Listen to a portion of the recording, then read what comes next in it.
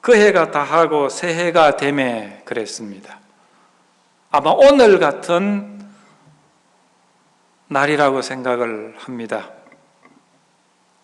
때는 지금으로부터 한 3,500년 정도 대략 되는 시기입니다. 장소는 에집트입니다. 아브라함의 아들 이삭, 이삭의 아들 야곱, 야곱의 아들이 몇 명이죠? 12명입니다. 이 12명이 12지파가 됩니다.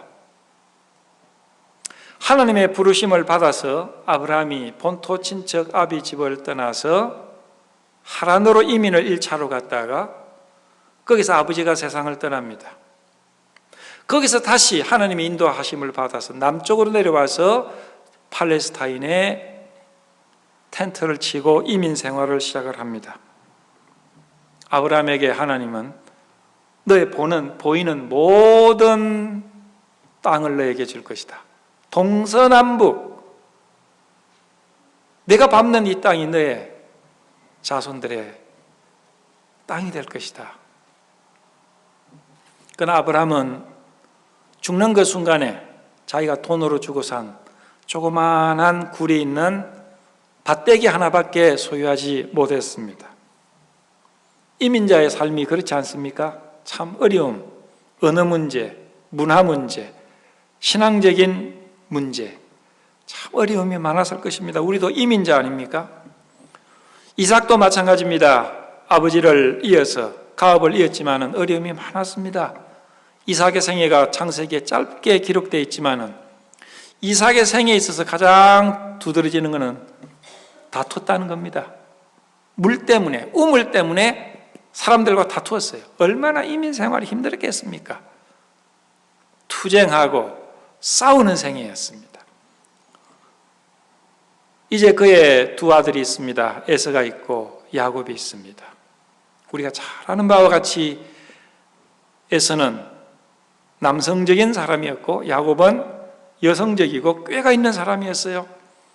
이 야곱은 형과의 문제 때문에 자기 외가 옛날 조상대로 땅으로 갑니다. 거기에서 네 아내를 얻게 되고 12아들을 낳게 됩니다. 11째 아들이었던 요셉이 행방불명이 됩니다. 그러나 사실은 형들이 그를 애굽에 팝니다. 요셉은 혈혈단신으로 팔려서 애굽에서 종살이 하다가 총리 대신이 되지 않습니까? 얼마나 입지전적 인물입니까? 종으로 팔려가서 세계 제국이었던 에집트에서 총리 대신이 됩니다. 하나님이 그에게 명철을 주셨습니다. 그런데요, 그 당시에 가장 세계에서 부유하고 물자가 풍부했던 나일강 유역의 에집트도 큰 기근이 듭니다. 말로 할 수 없는 큰 기근이 듭니다. 성경에는 7년 기근과 7년 풍년이라는 숫자가 나옵니다. 7년 풍년 때 요셉은 에집트에 있는 많은 사람들의 곡물들을 창고에 저장을 합니다. 7년 흉년을 견디기 위해서 엄청난 창고를 짓고 생산물들을 저장을 했습니다. 다들 먹고 마시고 하다가 7년 흉년이 시작됩니다. 1년에는 괜찮겠죠? 있던 걸 먹습니다. 3, 4년 계속됩니다. 어려워집니다. 5, 6년, 7년 엄청난 기근이 오게 됩니다. 팔레스타인과 성경에는 팔레스타인과 에집트 전체가 기근 가운데 들어갔다고 그랬어요. 여러분 7년 동안 기근이면요 그거는 모든 것이 초토화되는 겁니다. 본문에 읽지는 않았지만 그 전에 이야기를 제가 하면 팔레스타인과 에집트의 사람들이 굶주리기 시작합니다. 그때 형들이 왔죠. 이민을 시킵니다. 에집트 사람들도 서서히 양식이 다 됩니다. 그래서 총리 대신이었던 요셉에게 옵니다. 그들이 우리가 양식이 없습니다. 왕궁에는 엄청난 양곡을 지금 저축하고 있는데 돈으로 우리가 좀 사겠습니다. 그래서 그들이 돈을 내고 곡물을 샀습니다. 한동안은 괜찮습니다. 그래도 계속해서 흉년이 드니까 그들이 샀던 곡식이 다 됩니다. 돈을 주고 또 삽니다. 또 먹습니다. 또 굶주림. 나중에는 돈이 다 됐어요. 살 돈이 없습니다. 그래도 흉년이 계속됩니다. 그 다음에 백성들이 나옵니다. 요셉에게 나와서 이야기를 합니다. 우리 돈이 없습니다. 이제 우리가 가지고 있는 것은 이 가축들밖에 없습니다. 가축들을 우리가 팔 테니까 양식을 좀 주십시오. 그래서 요셉은 가축들을 다 삽니다. 양식을 풀어서 그들에게 가축 대금을 지불을 합니다. 그리고 가축들을 먹이도록 합니다. 에집트와 팔레스타인에 있는 모든 돈이 왕궁에 있게 되고 모든 가축들이 왕에게 소속이 됩니다. 한동안은 또 먹고 삽니다. 기근은 또 계속됩니다. 이제 더 이상 팔 수 있는 가축도 없습니다. 엄청난 기근 가운데 들어갑니다. 그때 백성들이 또 나옵니다. 요셉에게 나와서 우리가 돈도 없고 가축도 없습니다. 우리에게는 땅밖에 없는데 땅이 지금 기근이기 때문에 농사를 지을 수 없습니다. 이 땅을 사시고 우리를 종으로 삼아 주십시오. 종으로 우리를 삼으시고 우리에게 제발 양식을 좀 주십시오. 요셉은 양식을 풀어서 그 땅과 그들을 전부 다 바로에게 속하게 합니다. 오늘 본문은 바로 거기에 있습니다. 에집트와 팔레스타인에 있는 모든 사람들의 소유가 파라오에게 속하게 됩니다. 이런 이야기가 요셉의 생애에 기록되어 있습니다. 오늘 교훈은 제가 여러분들과 잠시 나누고자 하는 교훈은 다음과 같은 겁니다.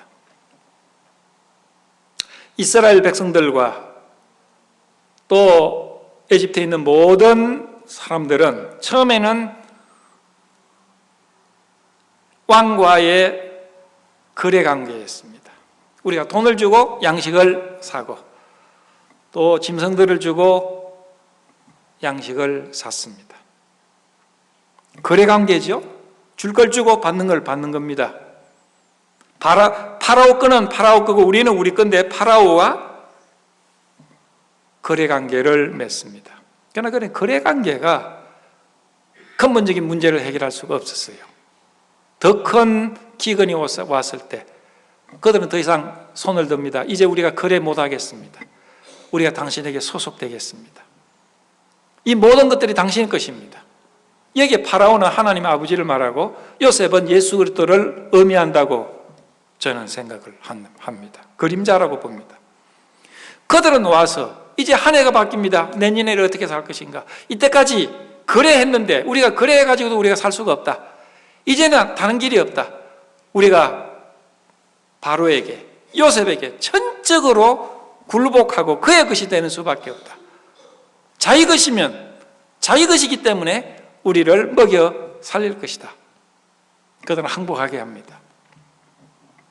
때때로 우리 그리스도인들이 하나님과 사이에 우리는 이때까지 거래 관계 속에 있지 않았는지, 하나님 제가 주님 앞에 이렇게 하고 하나님 저에게 이렇게 축복을 하시고 이런 거래 관계가 되어 있지 않았는가. 그러나 때때로 우리는 어떻습니까? 하나님과의 거래 관계 속에 우리의 모든 문제가 해결될 수가 없는 것이죠. 그때 우리는 어떻습니까? 주님, 우리가 주님 것입니다. 우리가 해결할 수 있는 없는 엄청난 일들이 있습니다. 주님, 우리를 사십시오. 이제 주님의 것이 되겠습니다. 우리는 항복합니다. 주님이 우리를 먹이시고 주님이 우리에게 주인이 되십시오.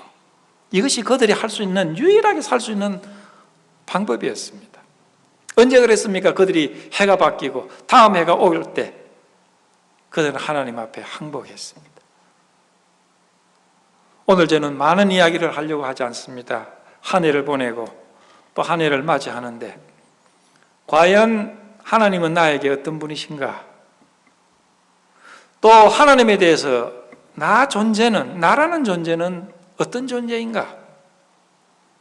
하나님과 대등해서 하나님과 거래 관계에 있었던 신앙인가? 아니면 하나님에게 종속되어져서 하나님에게 완전히 소속되어지는 그러한 삶과 존재인가를 생각해 보는 시간이 됐으면 좋겠습니다. 우리가 세상을 보면 더 좋아지는 것 같지 않습니다. 물론 물질적으로는 훨씬 더 과학이 발달되고 의술이 발달되고 좋아지는 면이 있습니다. 그러나 영적인 면 혹은 보이지 않는 어떤 영적인 면에 본다면 세상 어려워집니다. 그리스도인들의 영혼이 피폐해집니다. 미국의 그리스도인들의 굉장히 큰 위기가 저는 오고 있다고 봅니다. 우리는 교회를 문 닫으라고 하는 그러한 압력이 있는 것은 아닙니다. 그러나 세속적인 것들이 교회를 서서히 점령하고 있습니다. 많은 사람들이 교회를 떠납니다. 하나님을 섬겨도 거래 관계에 있는 그러한 차원의 신앙을 우리가 하고 있는 것이 아닌가. 새해는 그렇습니다. 주님에게 전적으로 우리가 굴복합니다. 저희들을 인도해 주십시오. 저희들을 맡아 주십시오. 앞으로의 우리의 삶을 주님 앞에 맡깁니다. 저희들은 주님의 것입니다. 사도 바울이 이야기한 것처럼 사나 죽으나 주님의 것이다. 그러한 우리의 헌신이 이날 저녁에 있었으면 하는 그런 마음이 있습니다. 거래 관계일 때는 하나님이 우리를 다 책임못 지십니다. 그러나 우리가 하나님 것이 될 때 하나님은 자기 것이기 때문에 우리를 보호하시고 우리를 먹이시고 입히시고 주관하시고 인도하십니다. 이스라엘 백성들의 특권이 뭐였습니까? 하나님의 백성이었습니다. 하나님의 백성이었어요. 그들은 하나님에게 거래 관계가 아니고 하나님의 종속된 백성이었습니다. 우리 그리스도인들이 그렇지 않습니까? 우리는 피로 값주고 산 하나님의 자녀들입니다. 우리는 이미 주님을 영접할 때 주님에게 종속되어지는 주님의 것이다 하는 것을 자각하는 저녁이 되었으면 하는 마음이 있습니다. 한 해가 가고 한 해가 오고 보이는 것, 우리가 처하고 있는 환경, 이 모든 것을 주관하실 주님을 이 시간 기억하고 그분이 우리에게 좀 커지고 중요시되고 그분이 우리에게 모든 것이 되는 그러한 헌신 있었으면 좋겠습니다. 이 시간 우리가 다 같이 조용히 눈을 감고 몇 분 동안 주님 앞에 조용한 묵상 시간을 좀 가졌으면 합니다. 한 해를 인도해 주신 주님 앞에 감사하고 우리에게 은혜로웠던 것, 고마웠던 것, 어려운 점, 아직도 주님 앞에 해결되어져야 할 부분, 이런 것들이 있으면 주님 앞에 내놓고 주님 이제 그래 그만하겠습니다. 이제 종속되겠습니다. 주님의 것이 되겠습니다. 온전히 저희를 사십시오. 주관해 주십시오. 그런 헌신의 시간이 됐으면 좋겠습니다. 우리 조용히 눈을 감으시고 묵상하면서 기도하시고 또 조용히 헌신하는 그런 시간이 됐으면 좋겠습니다.